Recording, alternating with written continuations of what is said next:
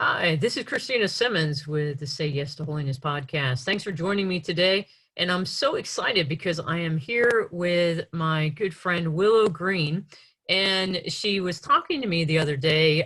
We're in the wake of the Say Yes to Holiness Transformations Online Summit. And she was asking me some questions. And, as we were just sharing, she said, no one ever interviewed you during the summit. And I was like, so true. And she said, well, how about you let me have an opportunity to do that? So that's what we're going to do right now. So this podcast episode is going to be dedicated to exactly doing that. So welcome, Willow. And I'm just going to go ahead and just turn it over to you, and you can have some fun with me. Cool. Thank you, Christina. And hello, everyone. So Christina, one of the things I asked you now that the summit is over, one, we were really excited when I heard you tell me how many people you touched during this summit. We're going to go into what you learned and some other stuff, but will you just share with the audience some of the feedback you got? Because you had some people reach out to you going through some really tough times. Would you share some of that? Yeah, I heard from several different people who expressed really how great the conversations were, especially to be able to start to have conversations among their own families, among their own communities. And but one in particular really touched me. And it was one person who reached out to me, and she was having trouble finding one of the videos, and that was actually one of the lessons we can go into in a little while.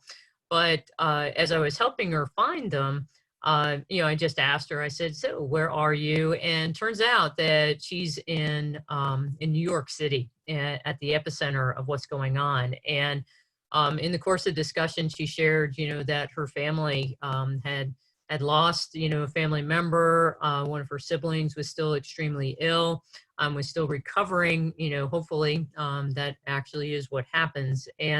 But in the course of it, she said that was why this summit was so beautiful, because she said, what I was hoping for was to be able to kind of have a path, ahead.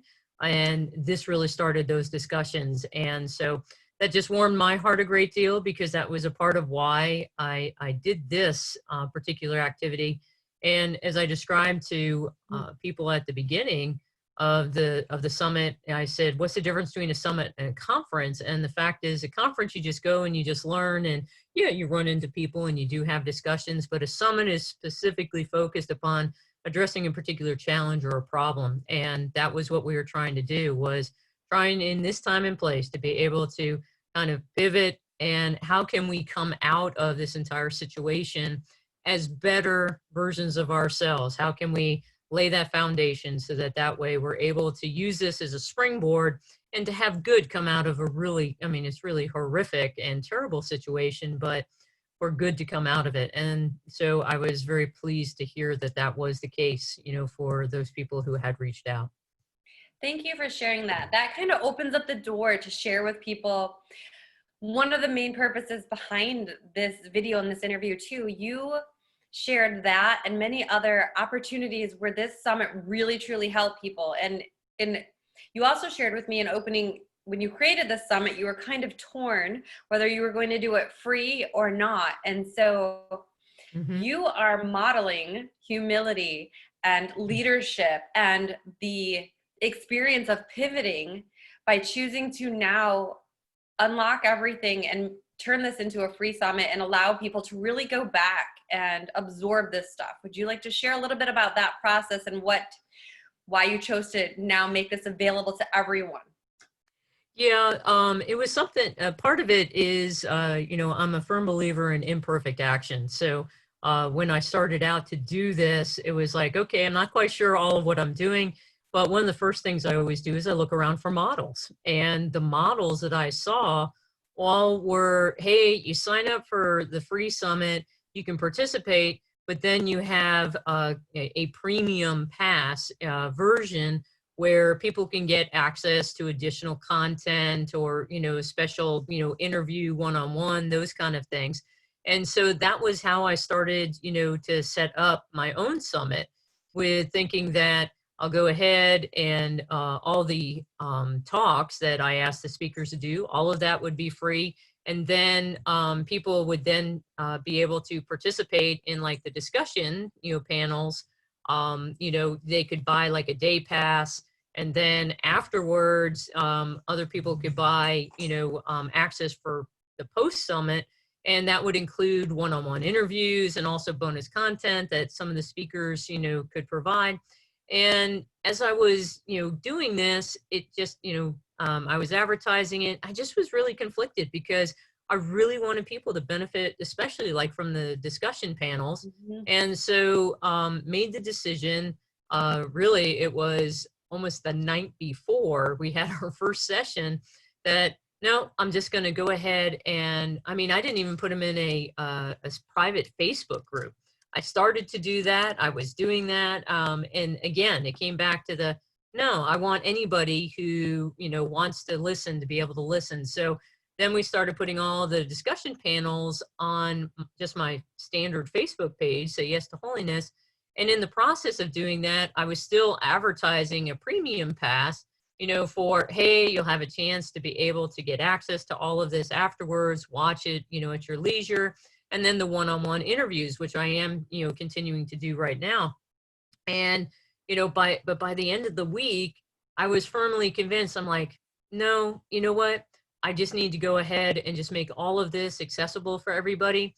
And so what I did, was I reached out to the people who had purchased a premium pass, and I just said, hey, I'm changing here. What do you want me to do? You want me to give you a refund, or, I can give you a credit, towards other things that are coming up. And, the folk out there who so generously and graciously supported me, in this endeavor, in the same way they responded, of where it's just like, hey, and they got back to me. So it was a beautiful experience of being able to see what the real need was and then respond accordingly. What a beautiful way to, again, model pivoting. And, and that's beautiful that you chose to reach out to everyone that paid in advance. It's a reminder of your integrity too. To those that are watching, Christina and I have been working together for a while, and her integrity is something that is beautiful. She really wanted to make sure that everyone that invested and paid understood how valuable they were. And I just think that's awesome that you chose to reach out to them first in advance and let them know what was going on, and ask them, every single person, what do you want? And that they chose to continue to support you. You're amazing. So what else did you learn from this experience that you want to share with people that they can learn from you? Well, probably one of the biggest things was the fact that it doesn't have to be perfect in order to do something like this. And I think so often, because we have the capacity to be able to edit, to be able to, to do different things nowadays, and it makes us hesitate because it's like, well, shoot, I don't know if I can do that. And what I found, especially with the discussion panels, was that it was just the natural interaction and conversation. So initially I was beginning to, kind of like have questions to kind of, I watched all the talks of all the speakers. And then, as we're starting conversations, what I quickly realized is like, no, that just gave me the background. It was like sitting and having a cup of coffee with someone. And then it was like, okay, I want to go deeper. So how can we do that? And then almost every single panel, I would venture out to say every panel actually was one where the right people ended up being paired. And that was just a total beautiful, spirit moment, because I kind of had matched people up, and then, I sent out the schedule to the speakers, and then I had some speakers who were like, hey, I can't do that day. Can I do this day? And, and then there started to be this mix match and everything. And I was just like, okay, well, here we go. And then it just turned out even better than I ever could imagine. So, so the whole, the lesson of to be flexible, to allow fluidity to be a part of, the process is very important. Another thing that I really took heart and learned was the fact that this kind of model of you're presenting people from, as experts in their field, but they don't have to know everything. And part of, I think, the beauty of the discussions was that there was a free exchange of, I'm not quite sure about that, and I'm not sure about how we might do this or that. And what it did is that it really made it a conversation that other people could enter into, because I'd say no one in the world right now knows exactly what we're supposed to be doing in regards to this situation. So it was, the lesson is to encourage those who I was having conversations with on a panel to just speak from your heart, and just to share what is it that you're thinking. And then people who were watching, they were adding their comments and and questions, and it just made it a really engaging format. And so many times we're so artificial in these kind of environments of where we're not willing to perhaps have a question that we don't know, and then it's like, well, how do I look? And it's the fact that no, this is the nature of life, and we're wrestling with this together. So as much more, and that was my hope from the beginning, is that the summit would be a place where we were journeying together. It's not someone, hey, look at me, and this is what we do, and I have all the answers. Rather, it's, hey, I have an idea about some things that possibly could do, but let's bounce them off each other. And what I've always found is the more people you have in the room, if you're having real conversation, the better chances that you're going to come up with an even better solution than what one person might have had. I love it. So what I'm hearing is that it's confidence to navigate the unknown, and the humility and willingness to say, I realize that I'm kind of the one captaining this ship right now, but I really could use some help and advice. So who out there might have a clue of who can help me? But your willingness and confidence to at least build something, even though you don't know how to build it. Kind of like our ancestors. Yeah, well, I mean, case in point, so our youngest son actually happens to be in the house now, because he was doing classes, and of course, COVID closed down his campus, so he's at the house, and so he was giving me some feedback on the tech stuff, and it was just one case in point where I'm going, okay, well, I think we have to do da, da, da, da, da, da, da, and he's going, that is so stupid, and of course, a son can do that, with his parents, that's just so stupid. Why don't you do this? And then in the process of doing that, then came to realize that, no, of course, it's a much better procedure, but had technological challenges, came to learn midway through that because of how Zoom and Facebook are interfacing now, that in order to actually be able to go live, you needed to schedule a time with Facebook.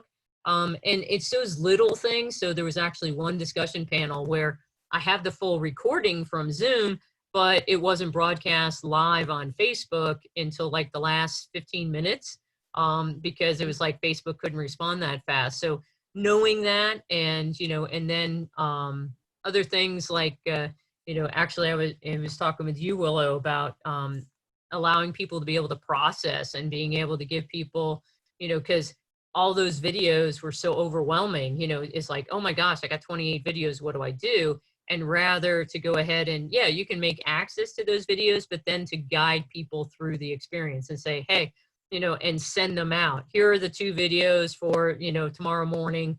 Here are the next 2 videos tomorrow night, etc. So those are those things of, how can we make it so that people can engage even more? And those were probably the biggest lessons that I learned. I love that. So what are you going to, so part of the reason for this video too is because now you are offering so much more to the participants and kind of showing them how to get access and really go back and be able to take advantage of all these interviews and panels and videos. So share with everybody what you're going to be offering them or what they have access to now. Yeah, so I'm in the process, and we're still doing it, and that was a part of it too, of being willing to pivot. There was so much of trying to pull over onto the premium pass site, and what we realized is that Well, then if you do that, then people can't find these great videos by all the speakers, and was trying to do something, to help the speakers as well. And so I didn't want to, kind of like take them off YouTube. So what we're going to do is that we're going to we're pulling all the discussion panels onto YouTube. It'll be part of the channel, but then I'm going to be intentionally sending out, each week I'm going to be sending out a panel with those speaker videos. So almost kind of like what you had suggested, Willow, about going through the summit itself, is that I'll be doing that over the course of the next several months. So if there was a particular one that you wanted to listen to, you're able to go find it. But I'm going to go ahead and I'm going to be sharing it, and I'm going to be doing it in conjunction with doing one-on-one interviews that I've been doing. And that will add even more depth and insight, from what people were sharing at the summit as well. So I'm excited to do that and to kind of unfold it slowly over the course of the next several months. But one of the other parts is just the reality that we are so inundated with information now, and we need time to process. And that's one of the things that we tend not to encourage. And I think that was probably the root of where I really struggled with the idea of having people pay for the time to reflect. And it's in the process of reflection that's where the great learning, the knowledge, those lessons are learned. And I'm going, I don't want to charge people for that. That's, because that's not, I'm not providing that, they're doing it for themselves when I'm providing them as the content. So, so anyway, so I think that was a part of what was going on, of why I just interiorly was just kind of resisting it. But those were the models that I'd seen.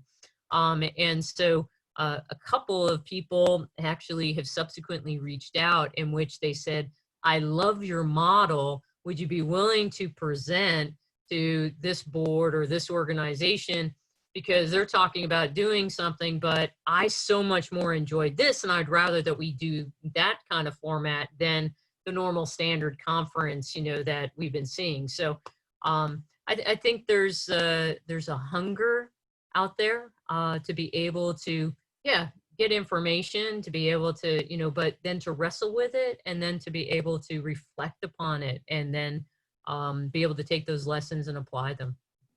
I love it. Well, it's so beautiful because, again, you're modeling exactly what the whole purpose of the summit was, which is to be able to flow with life and pivot and say, wow, I thought this was going to work, but I have the confidence to say, okay, this model's not working. How can I make this a better model? And I know I appreciate that because I really enjoyed the videos in the both the videos and the interviews, but I didn't have time between my own schedule to watch that much. So I really appreciate this, and I'm sure a lot of the people that the participants are going to appreciate it too. And think about how many more. So again, that brings up another question. So everyone that participated can share these emails and share this and invite their friends. So if they're finding value in this, they can share it with people now that it's free and all access. And even the free content or any of the panel discussions, all of this stuff can now be shared, and really you can reach more people. Yep. Awesome.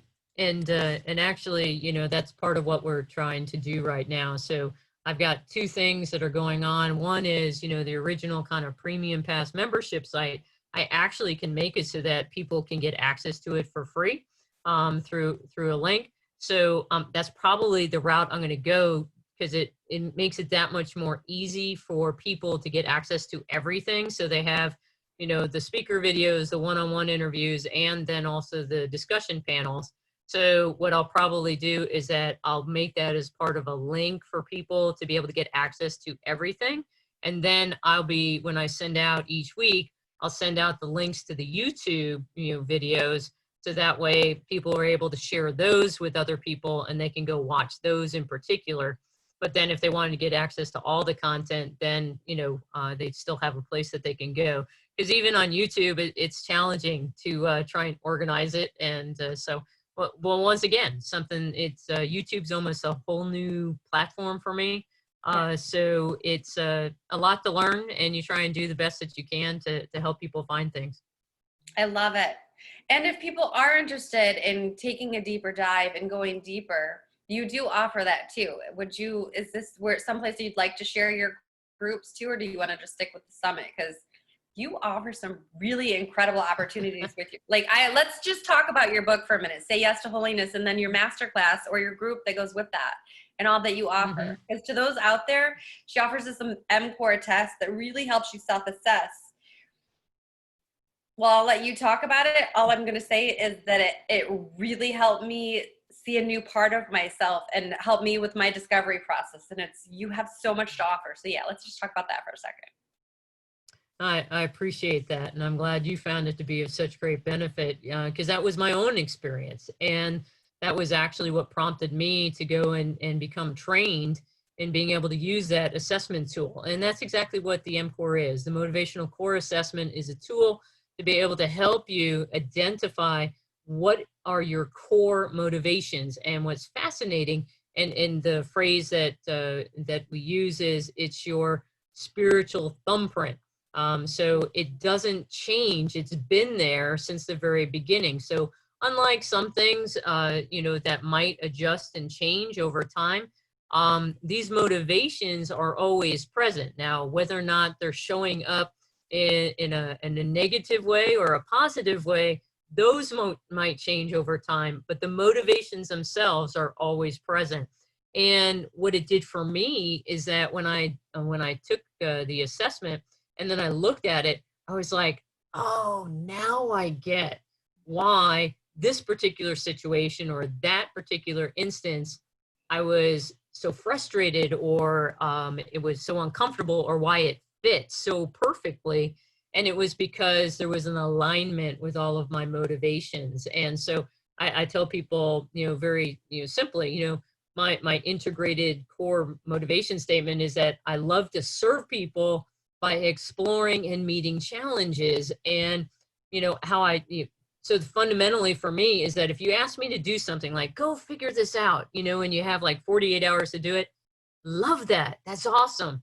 But if it doesn't have a component of where it's going to help someone, so like, for example, I go and I do that and they're like, no, we're not going to do it. That just ticks me off. Because I'm like, why? These are hours of my life I never get back, on a personal level, but on a larger level, it's about, and it ties into my ministry, which is everything that we have been given is to be at the service of others. And yes, we benefit, but the fact is, and this ties into my book, so Say Yes, Discovering Purpose, Peace, and Abundance in Daily Life, is all about you doing the interior work. So that way you can then go out and be able to serve others in whatever role it might be. It's actually, my own ministry is rooted in the book, The Soul of the Apostolate by Jean-Baptiste Chattard. And he wrote this book back in the 1920s. Subsequently, since then, it's been bedside reading for every single pope of the Roman Catholic Church since then. And there's a reason, and it's because what Jean-Baptiste Chattard talks about is the fact that we have to do the interior work. We have to be tied intimately, deeply for us as Catholics, to our Lord, Jesus Christ, and what it is that he desires for us to do, and then go out. Otherwise, what happens is we just become glorified social workers.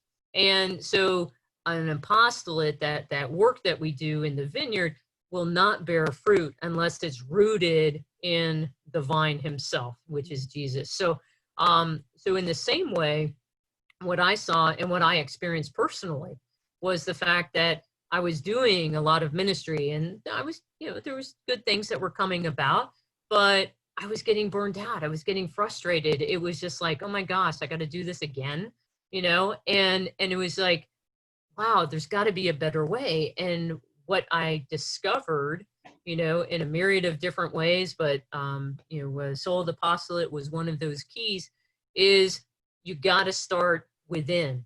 And it ties into what Mother Teresa of Calcutta, says, which is become the change you wish to see.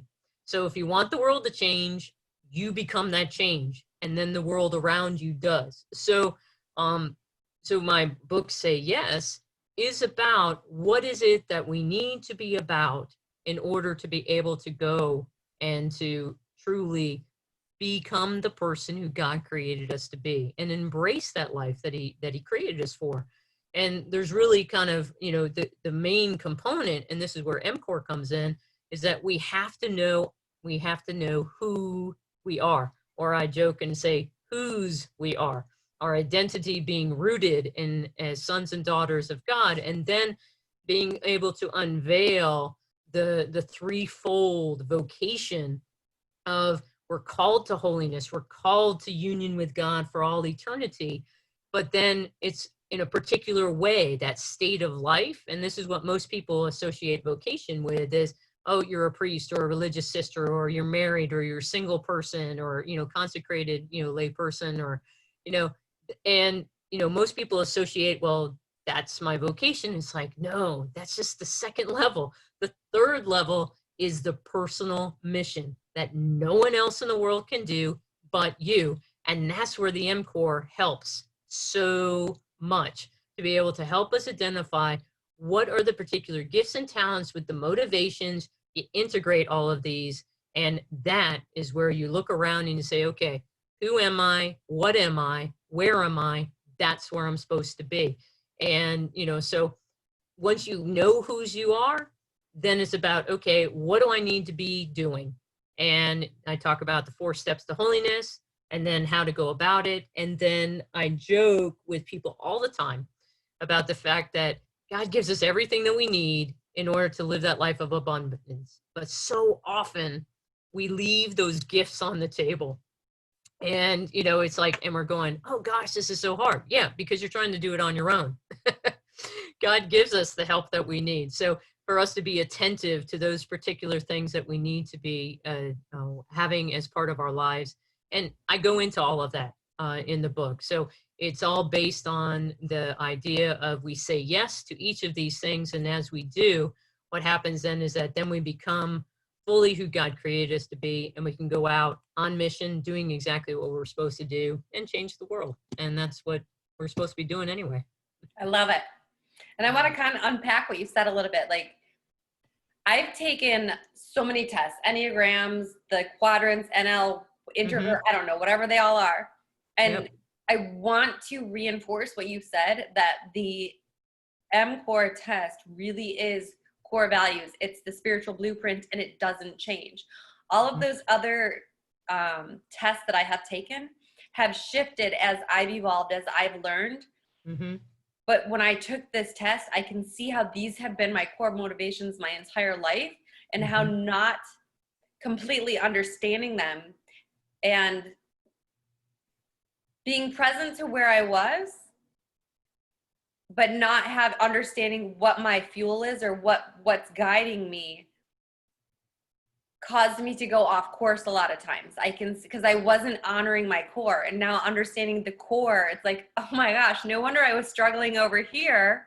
And now I can totally go here. Like and if people, and you offer this, it's extremely affordable, and you can just take the test. Like, you don't even have to, like, this is, again, goes back to your core, which is why you're willing to pivot, why you're willing to be vulnerable and humble, and you're creating a new model, is to really serve people at your core. Since I've known you, all you care about is serving. You're not financially motivated. You're not motivated by what a lot of people are motivated by. You really, truly find the most joy when you're serving. And you make it available for people to take the test, to then, if they want to explore it with you, go deeper. You have a group support. I mean, you offer so many ways and levels for people to get support, no matter where they are financially, no matter where they are spiritually, no matter what they're going, which, again, is your core, which is service. And just thank you for that. Would you like to tell people more about that aspect of it and how they can actually move into that area? I appreciate that. And, you're kind of pointing it and saying, it's me. And actually, it's rooted in the way, you know, who is, you know, the truth and the life. And you know, within Catholic social teaching, a lot of people aren't familiar with it, but it's a part of, you know, the language of that we're in solidarity with one another, and we have to do our part the best that we can. So it's the fact that each of us is being given, we're stewards of particular gifts, and how we use them and make them available to other people is what we're called to do. We're called to pour ourselves out for others. And, you know, everything that's given to us, you know, I said before, it's not just for us, but rather we benefit, of course, but it's for others. And if we really understand the body of Christ, that's what it is that Christ is the head. Each of us has an important integral part that only we can do. But when we do that to the fullest of our ability, then everybody benefits. So part of like my financial model is pay what you want.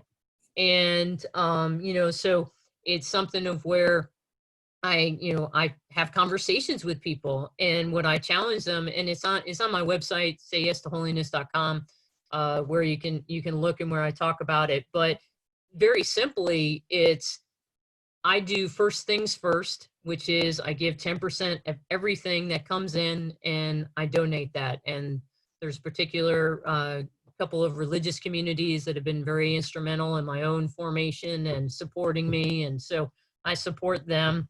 And then, of course, my own local, church community, my own local parish.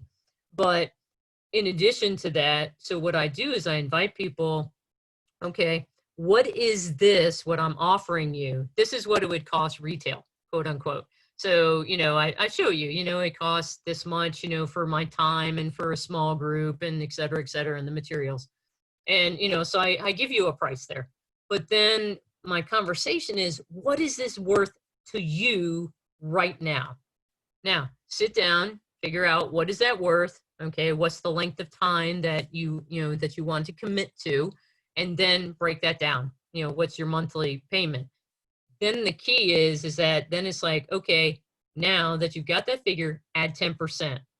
I do that for two reasons. One, it's that human dimension of where it's like, when we hurt just a little bit, when it stretches us just a little bit, we're a little bit more committed, and we all need to do that.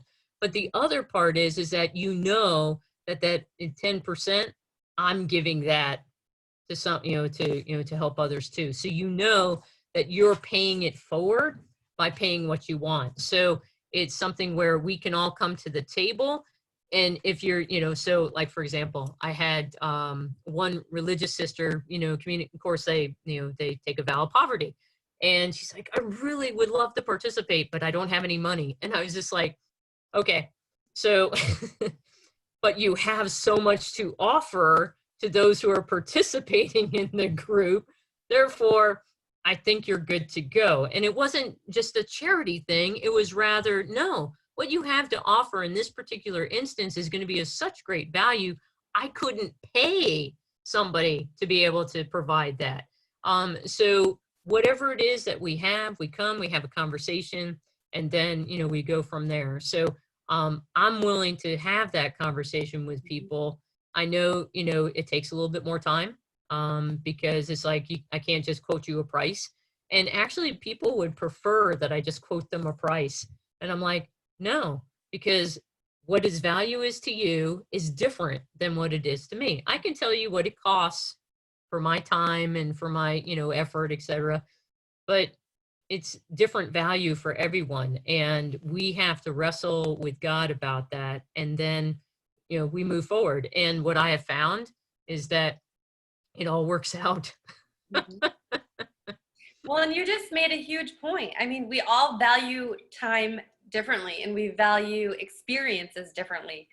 And we not only value things differently, like I value something differently today than I would have valued it a year ago, because we evolve. And so your model and the way that you steward your gifts is beautiful, because it's showing people that there is no one size fits all.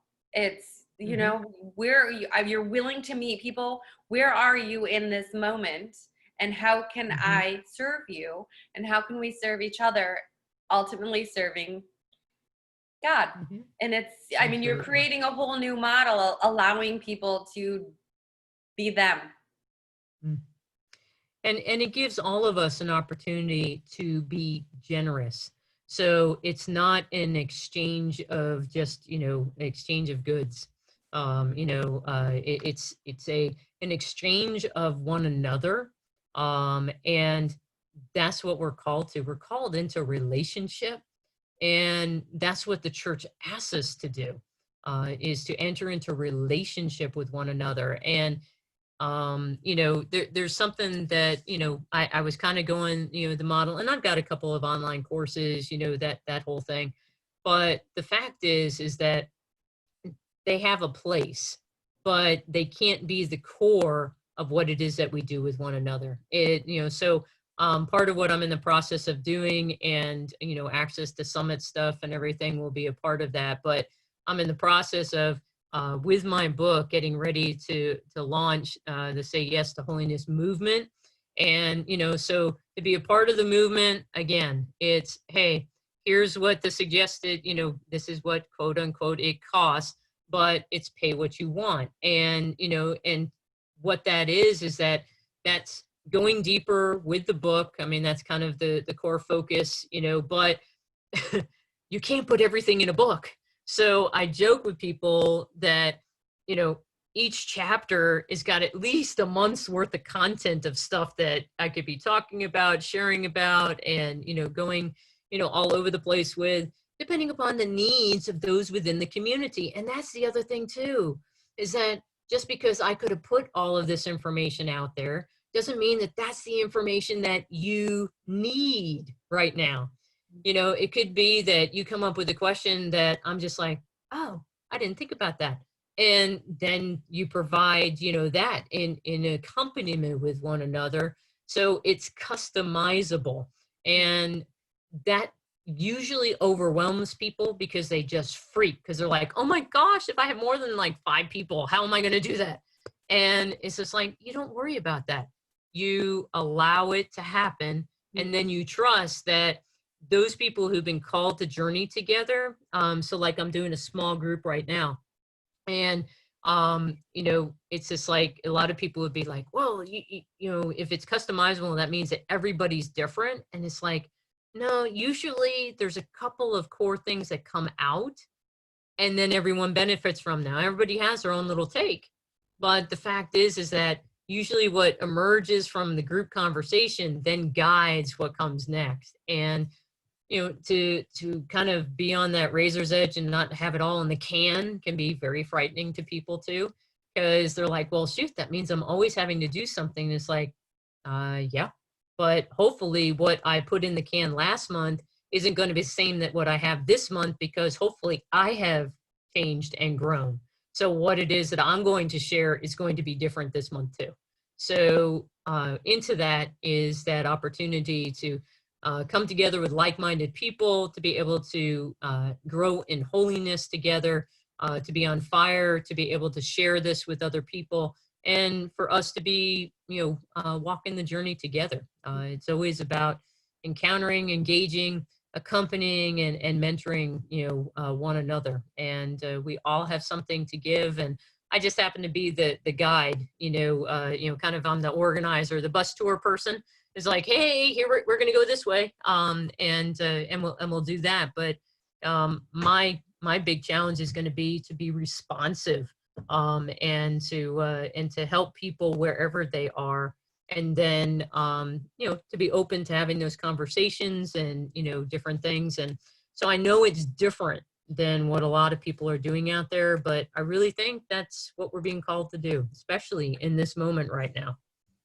Well, and the good part about what you're saying is when you don't have a preset program, you're not showing up with an agenda. You're showing up with the capacity to be fully present to that person, to that moment, to that group, which is something not a lot of people are able to do. So it takes a lot of confidence and a lot of presence to actually be able to do what you're doing, which is beautiful because, again, like you said, it's customizable and you're being present to whatever the need is of whoever you're working with, whether it be a group or a one-on-one in that moment versus having a preset agenda. Mm-hmm. And that is priceless. No, it is. And actually, I'll just be upfront real quickly that it's not my confidence, but rather is rooted in trusting that the Holy Spirit's going to work through me. If I'm doing what I need to do interiorly, then I'm showing up, but not having the agenda is so huge. I don't know how many people in my heart breaks of where they're like, a good, like, for example, just a good volunteer, shows up and they want to, share, the faith, for example, with a group of kids. And they're just like, oh, well, I have to get through this, this, and this. And, it's just like, answer the questions that they have. Answer the questions and trust that the Holy Spirit is going to take you where you need to go. And that doesn't mean that you go off and talk about anything. You have lanes, you stay on the road, but within that context. So the confidence isn't mine, but rather it's a trust in the process. And Bishop Robert Barron talks about, and I so agree with him, that Christianity is a lifestyle, and it's not something that can just be taught. Rather, it's a matter of we have to live it and we have to be apprenticed into it. And if we don't have that situation of where we can ask somebody and go, hey, how'd you handle this? Then, I laugh at our educational system right now, because most of the time kids are looking around the classroom at one another and going, so how do you do this? And it's, the blind leading the blind. They don't know any better than anybody else. And so that's something where when you bring people together who are at different places along the journey, then we all benefit. And even someone who's just starting out, quote unquote, they have something to give because they have a perspective that someone else might not have. And that's one of the most beautiful things that I always tell people, who are like, because they'll look at me and they'll be like, shoot, Christine, you got 2 master's degrees, you got these certifications, you know everything, quote unquote. And I'll be the first one to say, no, I don't. I'm as ignorant as other people. I'm just ignorant about different things. And I said, and I need everyone to share with me so that way I can continue to grow, so that hopefully then I can share what I know and what I have experienced with other people too. And that, I think that's actually what is going on in our world right now, is that people are coming to this understanding that collectively we have to move through life. It's not you have a, Justin Ransdorf was on your panel with you, and he made the comment about, kind of like the white coats, of where it's this kind of like, oh, because you have this knowledge, that means that you know everything. And what we've come to realize is, no, they just know a lot about that, but they don't know about everything. Yeah, I love it. Well, and even when we do know a lot about that, it's still fun to approach it with childlike curiosity, because it doesn't matter how much I know. Mm-hmm. And it doesn't matter. Wow, where was that from? The childlike speech is coming out, and it doesn't matter. We will never discover even a fraction of everything that's possible in this lifetime. So even when we know a ton about something, still approaching that subject with childlike curiosity allows us to go deeper, which is the magic of it.